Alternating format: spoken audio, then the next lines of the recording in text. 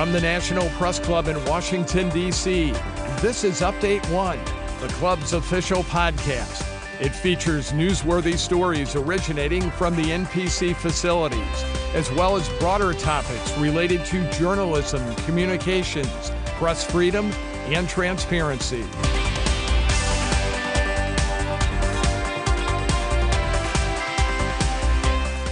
I'm Adam Cano, and joining me today is Eileen O'Reilly. She is the 116th president of the National Press Club and managing editor of standards and training at Axios. Eileen, welcome to Update One. Thank you for having me. Before we talk about your goals as president this year, let's begin with the club itself. What is the state of our current operations, and what do you see in terms of further pandemic rebound? Well, I am very excited to say that we're finding after the pandemic, people are so hungry for in-person events, networking events, social events, all that type of thing. So we are here to make them happy. Yeah, I understand 2022 was our most profitable year, I think. I was told. It was.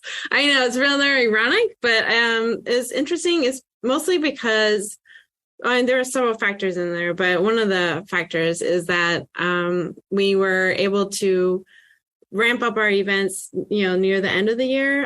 At the same time, we had not yet ramped up our labor, the people that work here full time. So we were, so that was an advantage we have as far as finances is concerned. But so you're definitely prioritizing these in-person events. What do you think that's going to look like from a professional, newsworthy perspective? Well, we are aiming for the most, interesting newsmakers we can find. That's always our goal. We're the place where news happens, and we want to retain that for sure. We've already had many events, which I'm really excited about. We had, Representative Comer from the very busy Oversight Committee come talk to us. We had the Secretary of the Navy, Carlos Del Toro, come, the Commandant to the Marines, General David Berger, come, and then two Northern Ireland politicians came by as well to talk about, what's happening there. So it's been very busy, and we just want more and more. Yeah.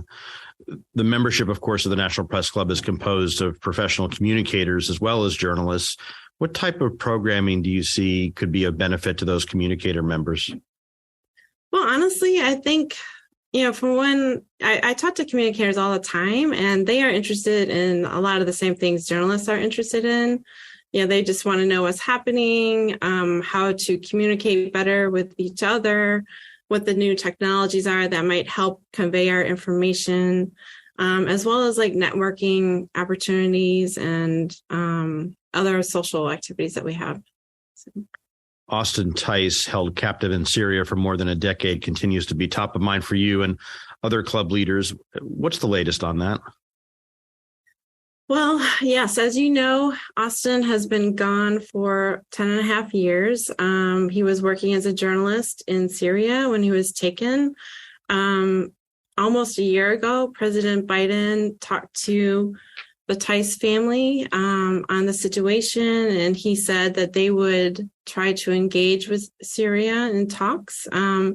As far as I know, that has not yet happened, but I'm not, privy to a lot of the security concerns. But we will continue pressing the administration to, fulfill their promise to the Tice family to try to engage with Syria and, to get Austin home. It's more than over time for him to be home. So absolutely.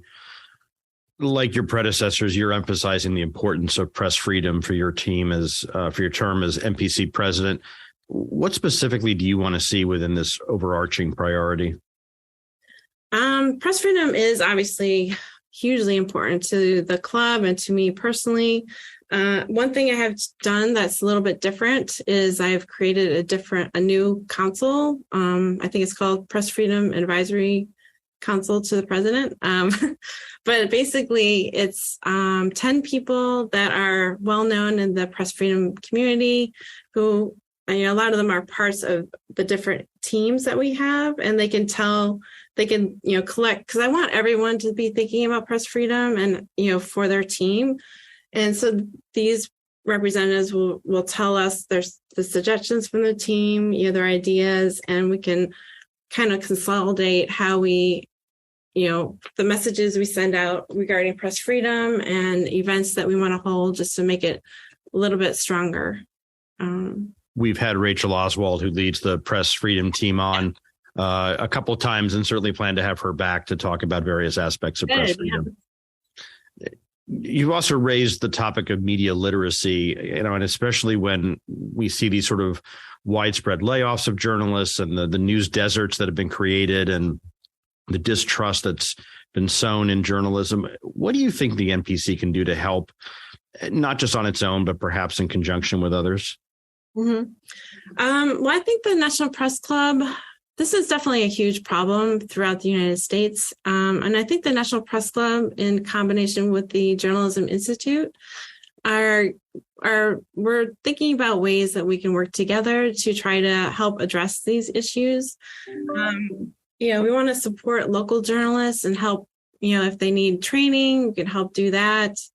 We can, news deserts is not only in like local regions, but it's also, includes underrepresented communities. So I think that's another area we should try to, reach out to have more dialogue about the, problem, why there has been limited coverage of those communities and how we can increase coverage. And, we could work with some of our, fellow professional organizations like NAHJ and NABJ and the others to, have a dialogue on the issue and what we can do. Yeah. And sadly, the challenge is not just a domestic one, given all the propaganda from our near peer adversaries, including regarding the invasion of Ukraine, the Chinese high altitude balloon incident. You've worked and studied abroad. What can the club and its members do to counter a threat that's increasingly global? As far as media literacy is concerned, or press freedom? And propaganda. And propaganda. I think it's just constantly communicating with other people. When I was in Tokyo in January, and I met with some of the board members at the Foreign Correspondents Club there in Tokyo. And, we were talking about like how maybe we can possibly do a Zoom event, with both clubs. It might be tricky with the time difference, but something like that, where we can talk about, journalists in Hong Kong and what they're facing for press freedom, and journalists in India, as we know, there's been a crackdown there on press freedoms there. So I think if we just constantly reach out and have those conversations, that's one way we can improve that area. Yeah, and you've sort of anticipated my next question, because media literacy and countering propaganda and all that are really important. But it seems like even the most basic role of media in a free society, and you mentioned some other ones like Japan, in India, it just seems to be at an all-time low. So, what do you think about the role of a professional organization like the National Press Club to reach not only other journalists, but to reach beyond perhaps our traditional audience in a broader way, given that there are these sort of foundational assumptions that we thought were in place in terms of media in a free society, and yet even those seem to be under challenge? Yeah. Well, I think one way is, trust in media has fallen, not only here, but internationally. And I know you and I have had this talk before, but I would love for the press club to do a series of some sort. I don't know if it'd be broadcast, podcast, or photo, or a mixture of just talking to journalists and reminding people that, journalists are your neighbor. They are your PTO, organizer. They are your soccer coach. They are people in your community who are just trying to, shed light on what's happening and why it's important. And, give people the information they need to make informed decisions. And I think if we could just keep hammering that message across, and showing examples, that I'm hoping that will help rebuild the trust people have. And I think another conversation is, like we can have sessions with other on trainings on standards, because I think that's an important thing to help with this trust in showing people why it's important to be accountable, why it's important to be transparent. If somebody does make a mistake, because that happens, how to show what happened and, why it was corrected, that type of thing. So. Yeah, no, and I want to get to that topic of training and standardization, since that is something that you specialize in. But going back to your previous point, I do think there is value in perhaps demystifying journalism, right? Putting a face on it, humanizing it a bit more, so that perhaps it isn't allowed to be, painted with one brush the way I think it so often is. Yes. But again, your day job at Axios includes running the onboarding and training programs, as well as standards discussions to promote engagement and conversation on how Axios improves its coverage. And so do you see an opportunity to apply those management skills within the National Press Club's teams and the other stakeholders that we have? Of course. I feel like, I already have brought some of those management skills, in building the teams. We have 16 teams, which I'm really excited about. And they're very all energized and have tons of great ideas. And I think like the Press Freedom Council is just a way to try to harness those ideas and hopefully like build them into a focused, strong, public press freedom message. As far as training, I think the Journalism Institute does a fantastic job of trainings, and you want to partner with them in the ideas behind those. They've got a lot of great ideas, and I know they've already run several trainings, which are very important. So, Eileen, thank you so much for your time. Of course. Yeah. Eileen O'Reilly is the 116th president of the National Press Club. You can follow her on Twitter at Eileen O'Reilly 10 and at NPC President. I'm Adam Cano. Thanks again for listening.